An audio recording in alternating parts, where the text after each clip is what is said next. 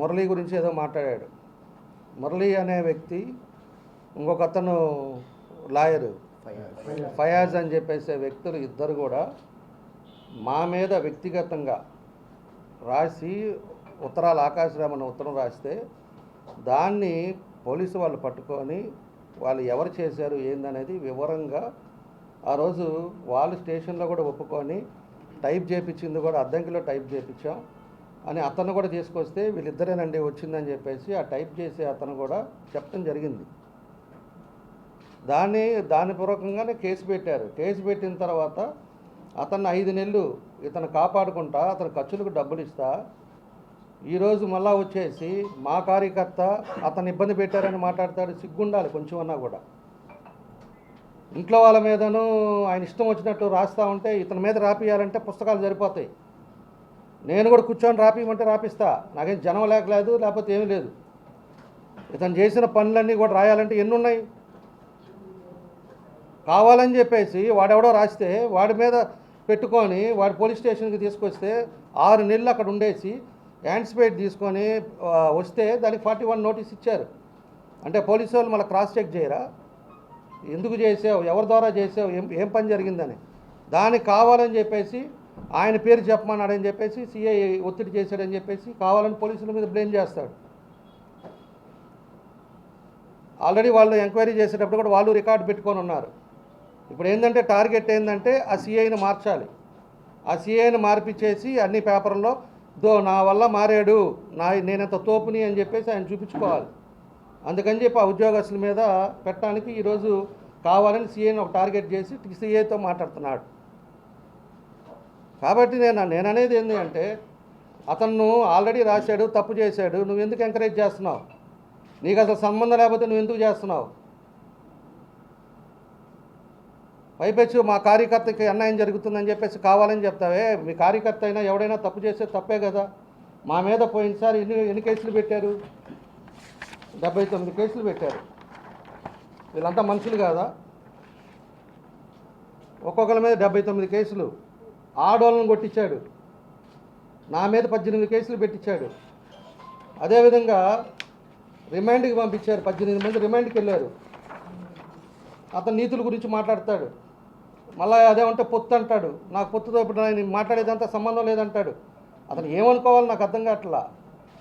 వయసు పెరిగిందో ప్రెస్టేషనో ఎల్లుండి ఏదో జిల్లా పోస్ట్ ఏదో వాళ్ళ కొడుకు అడిగాడంట, దాన్ని ఇస్తారో ఈరో అన్నీ పెట్టుకొని ఇవన్నీ పెట్టుకొనటం, రావటం, చుట్టం చూపుగా రావటం, ఏదో ఒకటి మాట్లాడటం, వెళ్ళటం. ఎంత అయ్యిందండి ఇది? విత్ ఎవిడెన్స్ కెమెరాలు ఉన్నాయి మా దగ్గర, అన్నీ ఉన్నాయి. ఎందుకు గమ్ముకున్నాం మేము? చేత కాకున్నావా? ఇవన్నీ ఎట్లా కొట్టారు అందరినీ? మీ అందరికీ తెలుసు, ఇక్కడ ఉండే వాళ్ళకి కూడా ఏ రకంగా కొట్టారు, హాస్పిటల్లో ఉన్నప్పుడు ఏ విధంగా దౌర్జన్యం చేశాడు, చేసి ఇవన్నీ చేశారు. రిమ్స్ వాడు మన మోహన్ని రిమాండ్కి వెళ్ళారు, ఆడవాళ్ళని కొట్టించారు, అన్నీ చేసి అదేందో అతని మీద మాట్లాడారు. అతను ఒప్పుకున్నాడు. అతను ఒప్పుకొని నేను రాసామని చెప్పేసి ఒప్పుకుంటే అతను వచ్చి వాళ్ళు ఇంట్రాగేషన్ చేసుకోవడానికి కూర్చోబెడితే అతని మీద ఒక చెయ్యేసారా? ఫుడ్ కూడా లేదంట పాపం, అల్లాడిపోయాడు ఇతను. హైదరాబాద్ నుంచి క్యారేజీ పంపించేది. రేపు ఇతని మీద కూడా రాపిస్తా, ఏం చేస్తాడంటున్నా నేను. ఇది సంస్కృత?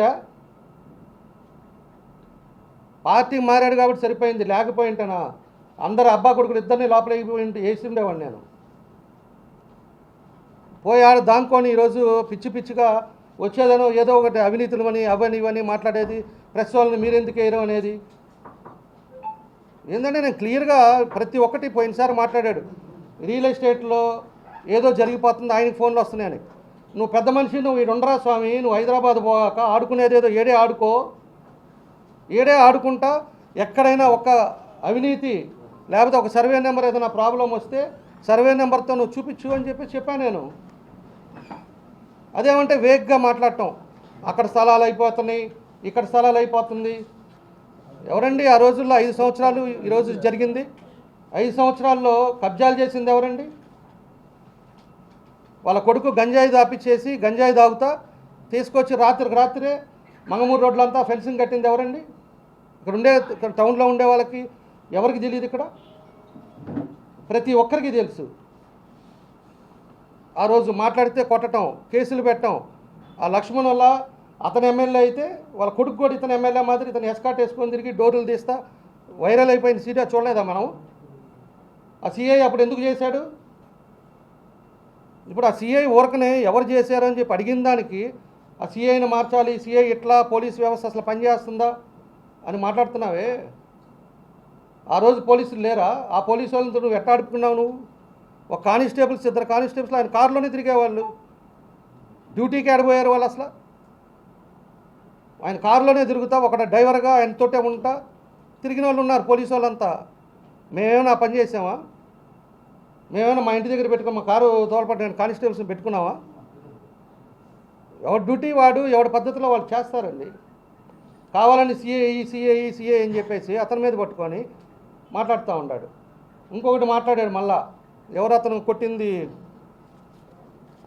మొన్న నరసింహారెడ్డి. ఎవడండి ఆ నరసింహారెడ్డి? నీకేం సంబంధం అండి? ఏ పార్టీలో ఉన్నాడండి అతను? వైఎస్ఆర్ పార్టీలో ఉన్నాడు. వైఎస్ఆర్ పార్టీలో ఉన్నాడు. అతను పోయి బళ్ళు ఇష్టం వచ్చినట్టు టిప్పర్లు తోలుతూ ఉంటే వాళ్ళు ఏమారో ఆపారంట. ఈ విషయం నాకు తెలియదు. ఇప్పుడు ఆయన మాట్లాడిన తర్వాత మొత్తం రిపోర్ట్ తెప్పించా ఏం జరిగిందని. టిప్పర్లు ఆపితే టిప్పర్లోని వాళ్ళందరిని పట్టుకొని రాడ్డు పెట్టుకొని కొట్టి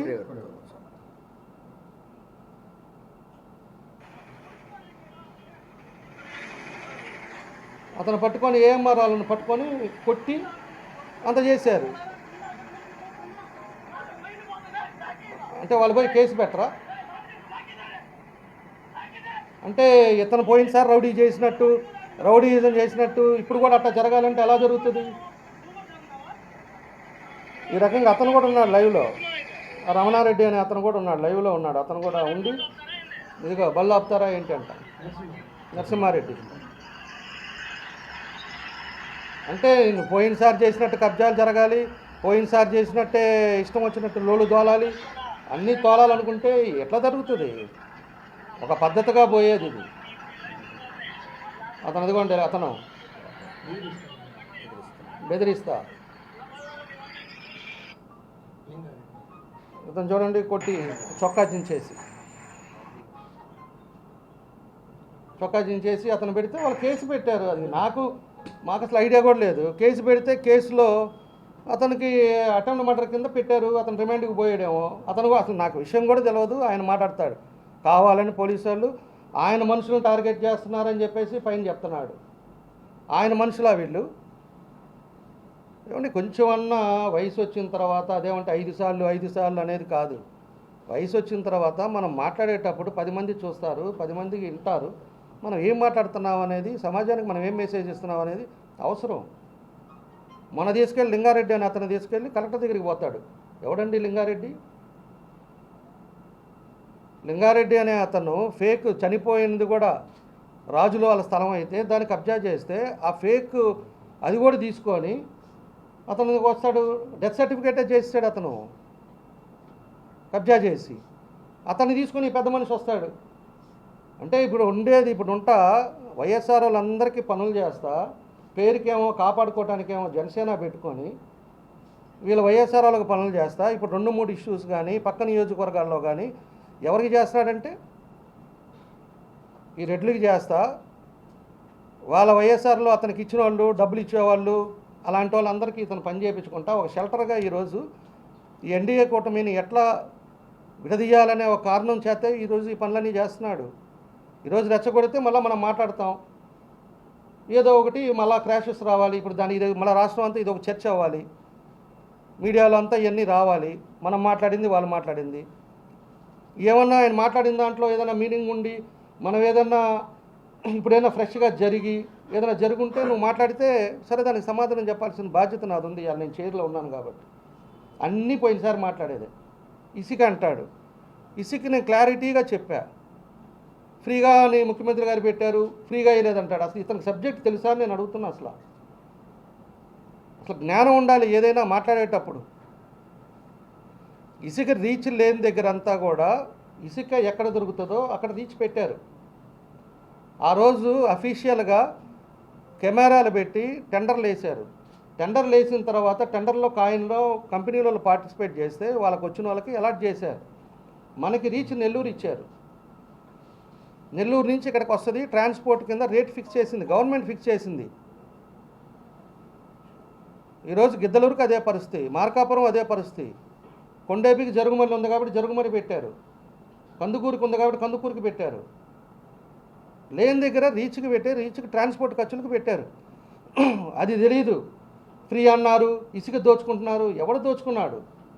నోటికి వచ్చినట్టు అబద్ధాలాడి జనాల్ని మాయ చేసి ఏదో నువ్వు చెప్తే అందరూ నమ్మేస్తారు అనుకోవటం నిన్నేమనాలో నాకు తెలియదు. అది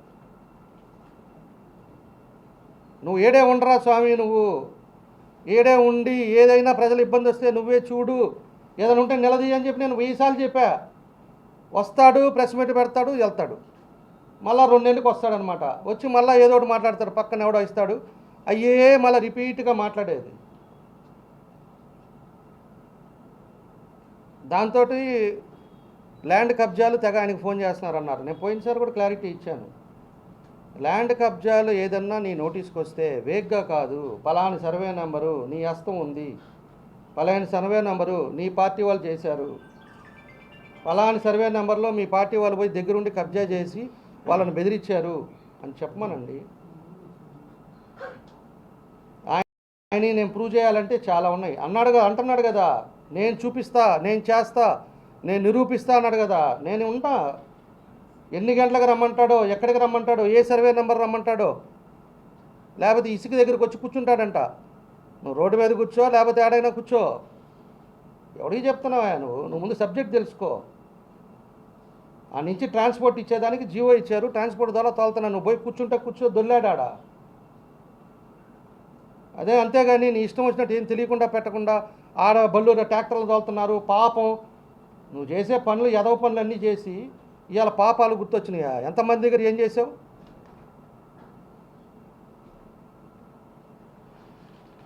అవి చెప్పరా అంటే అవి చెప్పడం చేత కాదు. మళ్ళా ఇదే ఎత్తాడు, ఇసుక అంటాడు, మద్యం అంటాడు, మద్యం అంటాడు, మందు. అసలు మందు తీసుకుందే రాష్ట్రం అంతా కూడా తెలుగుదేశం పార్టీ వాళ్ళు టెండర్లు వేశారు. ఆ టెండర్లో కూడా ట్రాన్స్పరెన్సీగా జరిగింది. నేను మొన్న పోయినసారి కూడా చెప్పా. మళ్ళీ అదే మాట్లాడతాడు. ఏం మాట్లాడాలో నాకు అర్థం కావట్లా. పొద్దుగుకులు ఇతను మాట్లాడిన దాని మీద నేను మాట్లాడటమా? పని లేదా? ఇసుకది కూడా నేను క్లారిటీగా చెప్పాము. ఇది లిక్కర్ది మనకి ఎన్ని షాపులు ఉన్నాయి?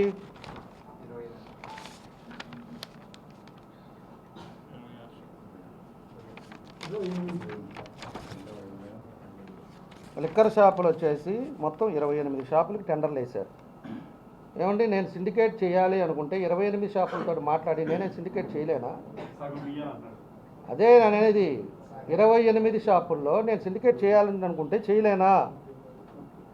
ఆ రోజు టెండర్లు ఓపెన్ ట్రాన్స్పరెన్సీగా తీస్తే 9 షాపులు వచ్చినాయి.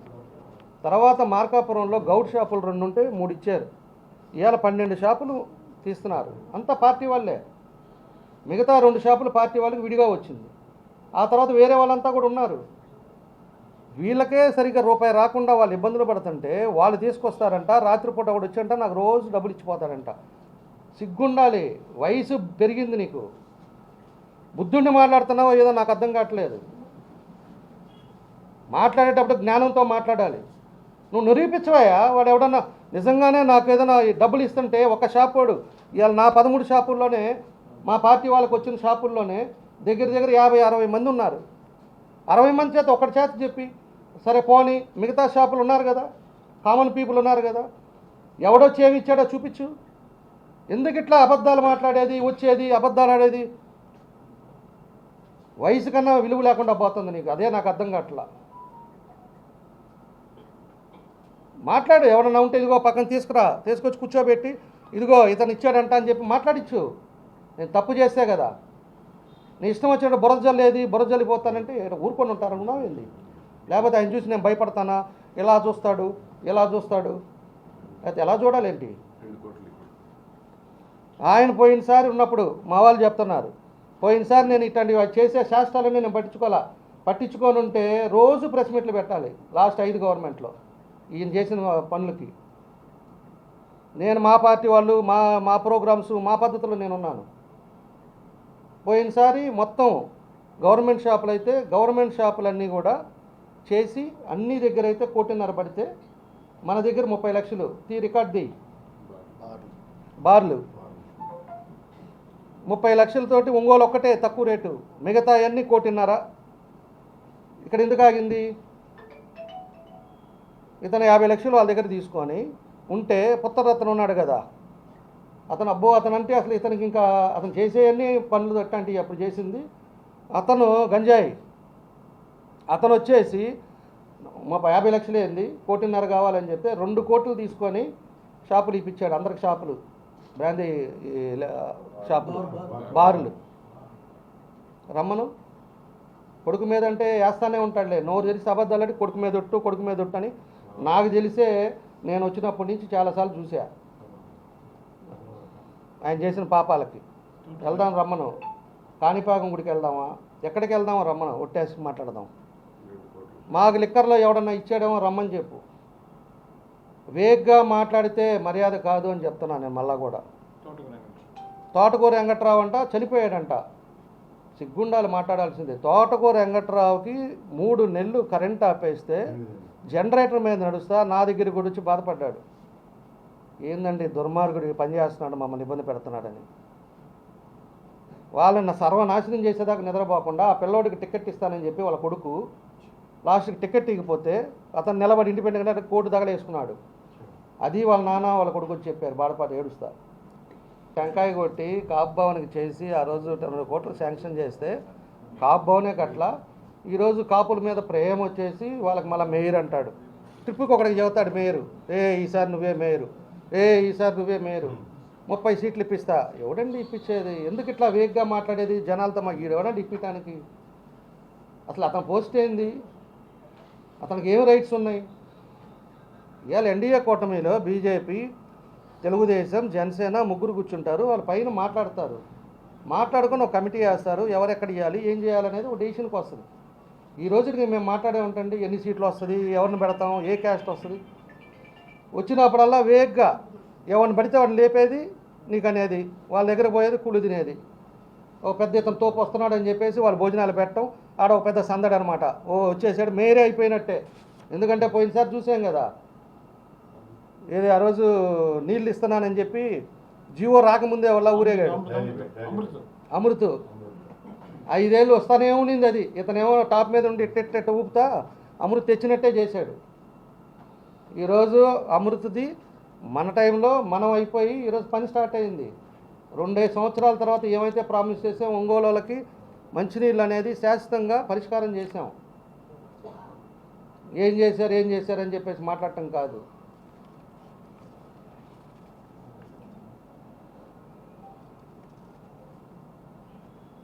ఇది కావాలన్నా కూడా ప్రూవ్ చేస్తాం. 2 కోట్లు ఇచ్చారో లేదో, ఎవరి దగ్గర తీసుకున్నారో కూడా తెలుసు అందరినీ కలిపి. మా వెంకట్రావు చనిపోయాడేమో, ఇంకా మిగతా వాళ్ళు ఉన్నారు. ఇంకొక అతను కూడా చనిపోయాడు అనుకుంటా, లిక్కర్ బిజినెస్ చేసే అతను.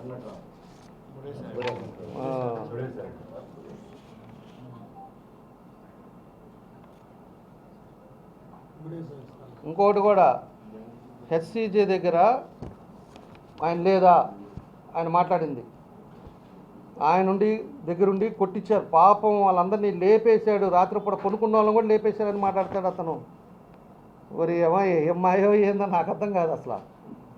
ఆయన ఎంతమంది పాపం కష్టపడి కొనుక్కొని ఆస్తి కూడబెట్టుకుంటే వాళ్ళని లేపి ఈయన కబ్జాలు చేపించి కూర్చోబెట్టి మధ్యత్వం చేపించి, ఇదిగో 1 కోటి రూపాయలు ఉంది నీకు 20 లక్షలు ఇస్తాడు, నీకు 20 లక్షలు ఇస్తాడని చెప్పేసి చేసిన పెద్ద మనిషి ఇతనంట. వాళ్ళని పాపం తెగ బాధపడిపోతున్నాడు ఇప్పుడు. ఒంగోలు అంటే ప్రజలంటే అంత ఇష్టం అంట. ఒంగోలు ప్రజలకి ఆయన ఏం చేశాడు, ఈ 5 టర్ములో ఏం పని చేశాడు, ఆయన ఏ విధంగా ఉండేవాడు, ఆయన పద్ధతులు ఏంటనేది ఇవాళ ఒంగోలు ప్రజలకు మనం చెప్పవలే. అన్నీ తెలుసు కాబట్టే 35 ఏళ్ళ మెజారిటీ నాకు ఇచ్చారు. నువ్వు తల కింద పెట్టి కాలు పైన పెట్టినా కూడా నీకు ఇంకా మెజారిటీ రాదు, నీకు అంత సినిమా ఇంకా రాదు. నేను గెలిచినప్పుడే చెప్పా. ఎందుకంటే చేసిన విధానాలు, చేసే పనులను బట్టి ఎవరైనా కూడా మా పక్కన ఉండేవాళ్ళు, పార్టీ వాళ్ళు ఎవరైనా అసంతృప్తి ఉండి నాకు ఈ పని కాలేదనేది ఏమన్నా మాట్లాడచ్చు, తప్పు కాదు అది. అంతేగాని చేసే విధానాల్లో తప్పు రాకూడదు. మనం ఇవాళ ఉన్న రాజకీయాల్లో లేకపోయినా కూడా అలాంటి టైం ఈ పనులు జరిగినాయిరా, పని చేశారా, మనకి ఇదిగో ఈ పని జరిగింది అనేది ఉండాలని, శాశ్వతంగా చేయాలి, ఒంగోలు బాగుండాలి అనే ఉద్దేశంతో నేను రాత్రిపగలు కష్టపడుతున్నాను. నేను ఏ విధంగా పని చేస్తున్నానో అందరికీ తెలుసు. వచ్చేదనో బురద జల్లేదనో ఏదో విధంగా వల్ల అక్కడ అవినీతి ఇక్కడ అవినీతి అని వేగ్గా మాట్లాడేది కాదు. దాని దగ్గర ఈ ఎస్సీ దగ్గర కూడా ఇవాళ కూడా మళ్ళీ మాట్లాడాడు. నేను పోయినసారి క్లారిటీగా ఇచ్చా, అది పట్టా ల్యాండ్, అది ఎవరో పోయి ఆక్యుపై చేసుకున్నారు. దాని రెవెన్యూ వాళ్ళ డిపార్ట్మెంట్ వాళ్ళే అక్కడికి పోయేసి రెవెన్యూ వాళ్ళే కూడా వాళ్ళెవరో కూడా నాకు తెలియదు, అసలు ఆ స్థలం వాళ్ళు ఎవరో తెలియదు. వాళ్ళు కూడా నా దగ్గరికి వచ్చారు, సార్ మమ్మల్ని లేపేశారు అంటే, మీకు ఇంకో దగ్గర పట్టాలు ఇస్తామమ్మా, మీరు ఎందుకు అట్లాంటి దగ్గర ఉంటే ఎప్పటికైనా ఇబ్బందే కదా అని చెప్పి నేను చెప్పి పంపించాను, అంతే తప్పితే వాళ్ళు ఎవరు తీసిన వాళ్ళు కూడా నాకు అసలు తెలియదు. ఎవడో వాళ్ళు ఇచ్చిన వాళ్ళు చెప్పమని, అయితే అక్కడ నాకు ఏదైనా ఇచ్చారో వాళ్ళు చెప్పమను. ఎందుకంటే ఇట్లాగా ప్రజలకి కావాలని వచ్చి కూర్చొని ఏదో ఒకటి కావాలని మాట్లాడటం అది మర్యాద కాదని చెప్పేసి నేను తెలియజేస్తున్నా. ఇంకోటి ముస్లిమ్స్ అతంది బుడే సాహెబ్ వాళ్ళందరూ, అదిగో మా ఇతరున్నాడు కదా ఫరేజ్ భాయ్ ఉన్నాడు, వాళ్ళు నా దగ్గరికి వాళ్ళ అన్నదమ్ములు మొత్తం నా కాడికి వచ్చారు. నా దగ్గరికి వాళ్ళందరూ వచ్చారు, అన్నదమ్ములంతా. ఏమండి సిగ్నేచర్ ఫోర్జరీ సిగ్నేచర్ అయ్యింది, తప్పు జరిగిపోయింది, అది నన్ను అరెస్ట్ వారెంట్ అయిపోయింది, వాళ్ళని పిలిచి ఏదో ఒకటి చేయండి సార్, నాకు ఇబ్బంది అయిపోద్ది, మేము మా స్థాయిలో మేము జైలుకి పోతే చాలా ఇబ్బంది అవుతుంది అని చెప్పేసి అతను మాకు వచ్చి నన్ను అడిగాడు. అప్పుడు వాళ్ళని పిలిపించుకొని ఏదో ఒకటి పోనీ పెద్ద ఆయన రా, వాళ్ళంతా పెద్ద ఫ్యామిలీ అని చెప్పి వాళ్ళతో మాట్లాడి సెట్ చేసి పంపించా. దానికి నాకు 1 ఎకరా ఇచ్చారంటాడు, దుర్మార్గుడు. మనిషి అనుకోవాలా, నోరు అనుకోవాలి, అది ఏమో ఎకరాల కోసమని వాళ్ళు ఇచ్చే 10 రూపాయల కోసం చూసేవాడినా నేనేమన్నా. అతన్ని కూడా రమ్మన్నా నేను, వాళ్ళ కొడుకు ఎవరికో బాగలేదంట, పోయి అతన్ని అడగమను, ఎకరా ఇచ్చేది ఏంది, నాకు సిగ్గు లేదా మాట్లాడటానికి? సిగ్గు ఉండాలి అసలు ఏదన్నా మాట్లాడేటప్పుడు. ఏదన్నా మళ్ళీ 5 సార్లు గెలిచానంటాడు. ఏమో అసలు నీకు ఎట్ట ఓట్లు వేసారో నాకు అర్థం కావట్లా. 5 సార్లు నిన్ను బాగా ఇరగదీశాడని ఒక రోడ్డు అన్నా, ఒక్క పని చేశారంట 5 ఏళ్ళు. ఎంతసేపటికి పొద్దున్న లేవటం, వచ్చిన వాళ్ళకి 5 రూపాయలు ఇవ్వటం, పోయి ఆడుకోవటం తప్పితే. కొత్తపట్నం 2 కిలోమీటర్లు ఎట్లానే ఉంది ఈ రోజుకి. వాళ్ళకి 600 ఓట్లు వస్తుంది మోటుమాల. 600 ఓట్లు వాళ్ళకి రోడ్డు వేసిన పాపాను పోలా, వాళ్ళకి 600 మెస్ వస్తుంది ఎప్పుడు అక్కడ ఆ ఊర్లో. దాంట్లో కూడా చేయలే. మొన్న నేను వేయించాను ఆ రోడ్డు. ఇక్కడ క్విజ్ కాలేజీ రోడ్డు వాళ్ళు వెళ్ళాలి కట్టాడు కదా, ఎలగబెట్టాడు కదా, దాన్ని కూడా ఏదో మాట్లాడతాడు, మట్టి మాదని. అది కూడా చెప్తున్నా, ఆయనే చెప్పాడు కదా 20 సెంట్లో 22 సెంట్లో ఉందని గవర్నమెంట్ ల్యాండ్. 20 సెంట్లు నాకు అట్లా వెంగముక్కలపాలెం వాళ్ళు అంతా అడుగుతున్నారు కమ్యూనిటీ హాల్ కావాలని. ఆ 20 అడుగుల్లోనే శాంక్షన్ చేపిస్తాను కమ్యూనిటీ హాల్ కూడా. ఆ 20 అడుగుల్లోనే పెట్టేసి రేపు గవర్నమెంట్ నుంచి అప్రూవల్ చేపించేసి 1 కోటి రూపాయలు పెట్టి మనకు అక్కడే కమ్యూనిటీ హాల్ కట్టిస్తాను. అంటే వేగ్గా మాట్లాడటం, వేగ్గా మాట్లాడేది అది మాకు చేత కాదు. చెప్పింతాం, చేస్తాం, అంతవరకే. అది కూడా కమ్యూనిటీ హాల్ కడితే అప్పుడు ఏం చేస్తాడో చూద్దాం. అది కూడా ఎవరి దగ్గరికి వెళ్తాడో కూడా చూస్తాం. అది కూడా చట్ట ప్రకారంగా గవర్నమెంట్ ల్యాండ్ ఏమైనా చేసుకోవచ్చు. దానికి సపరేట్గా లైన్ లాగాడు, సపరేట్గా వాటర్ లైన్ లాగాడు దానికి. మళ్ళీ నేనేం చేశాను ఏం చేశానని మాట్లాడతాడు. 40 కోట్లు పెట్టి మట్టి దోలేడు. మళ్ళీ అదేమంటే అది మాట్లాడతారంటే మేము మట్టి దోలేని అంటాడు.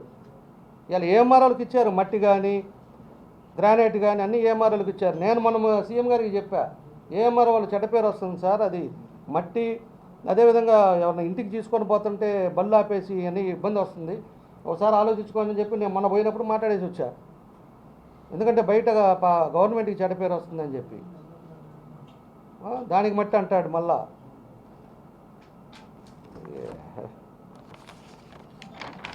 ఇంకా ఏం మాట్లాడాడు, చాలాసేపు మాట్లాడాడు. 3 సార్లు నీళ్ళు తాగుతా మాట్లాడా. మళ్ళా మాట్లాడతా మర్చిపోయా. కొత్తపట్నం అంటే కొత్తపట్నంలో అంటే రాజకీయాల్లో ఉంటే మేము కొనకూడదు, రాజకీయాల్లో ఉంటే మేము వ్యాపారాలు చేయకూడదు. నేను సొంత డబ్బులు పెట్టి నేను 25 ఎకరాలు అక్కడ కొత్తపట్నంలో తీసుకుంటే 50 లక్షలు పెట్టి తీసుకుంటే, రాజపాలెం కాదండి, పల్లిపాలెం దాటిన తర్వాత వచ్చేది ఈత మొక్కల దగ్గర. అక్కడ ఆయనకేం తెలుసు, వేగ్గా మాట్లాడటం తెలుసు, అబద్ధాలు చెప్పేదనో జనాల వల్ల ఆయన చెప్పిందే నమ్ముతారన్నట్టు జనాలు నమ్మటానికి వస్తాడనమాట. వచ్చి ఒక బిస్కెట్ వేసి అందరిని ఎట్టెట్ట అనేది పోతుంటాడు అనమాట. రాజుపాలెం దగ్గర నేను కొనుక్కున్నానయ్యా, నువ్వు కొనుక్కోకూడదా? అంటే మేము మాకు వ్యాపారాలు లేవా, మేము చేసుకోకూడదా? నీకేంది అసలు నాకు అర్థం కాల. ఒక రైతు దగ్గర అవును లేట్ అయ్యిద్ది, రిజిస్ట్రేషన్ చేసుకోవాల్సింది నేను చేసుకుంటాం, అప్పుడు లేట్ అయితే 4 రోజులు ఆగి చేస్తాం, ఏమవుతుంది నీకేందంట నా బాధ. నేనేమైనా కబ్జా చేశానా? రైతుల దగ్గర ఏమైనా కబ్జాలు చేసేమన్నా నేను ఇబ్బంది పెట్టానా? లేదా వాళ్ళని బెదిరించేమన్నా నేను చేసుకున్నానా? నీట్గా అగ్రిమెంట్ రాసుకున్నాం, 25% ఇచ్చాం, ఏ రేట్ అని మాట్లాడుకున్నాం, అన్నీ చేసాం.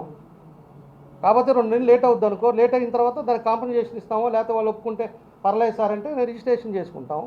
అంతేగాని మేమేమైనా కావాలని మీరు ఇంతే ఇవ్వాలని చెప్పేసి మేమైనా బ్లాక్మెయిల్ చేసామా? ఇక్కడ ఉన్నాడు నాగేశ్వరరావు ఉన్నాడు, నాగేశ్వరరావుని అడగండి.